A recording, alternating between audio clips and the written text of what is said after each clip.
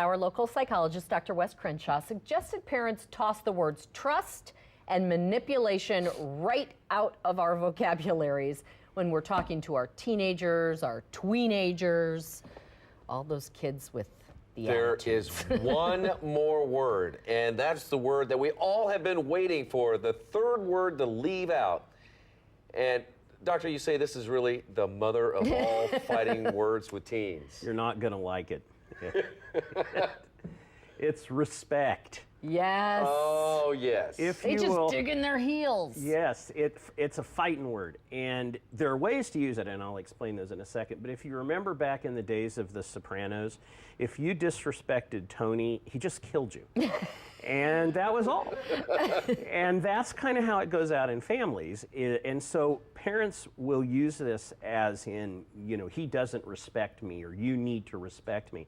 And demanding respect just doesn't really make anyone respect you. What you can do instead is to behave respectably. And you can also use that term to say, well, I really respect how you treat your friends, or I really respect your decision about that, and kind of model what it means to have respect.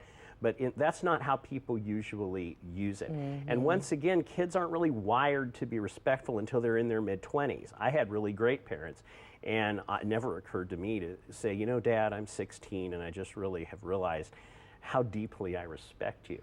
That was when you're about 25, yeah. And you look back and you're like, uh-oh, my parents were right about a bunch of things. And that's when you really begin to be able to do that. And we're expecting things from kids that are not developmentally doable. Now, does that mean we ought to raise a bunch of kids who disrespect everybody? No. But it's more when you can talk about it in the third person, and you can say, this is what it means to be respectful. And parents have to adopt this idea that they are going to behave in a respectable manner so their kids can emulate that.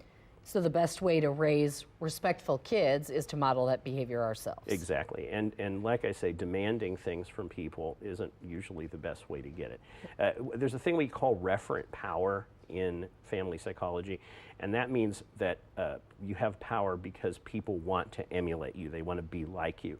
And the more parents can use referent power instead of legitimate power, meaning because I said so, I am the parent. The more you can use referent power, the more kids will really want to follow you. They'll be disciples. That's where the word discipline comes from, is disciples, to follow. So that's more the better way to go. And there aren't very many people who want to be disciples to somebody who says, you need to respect me. Doesn't work as well. Yeah, you earn respect. That's you don't right. demand Boy, it. that is for sure. I feel better knowing the third word now. See, Gus is only a kindergartner. You got a long way to go, but long way. You're now prepared. Is the time to start. Setting the example. Thank you, Doctor. Thank you. Yeah, great to see you. Well, if you have questions or if you'd like more information on Dr. Crenshaw, he has offices in Prairie Village as well as Lawrence. His contact information is right there on your screen. Thanks again for being here. Good to be here.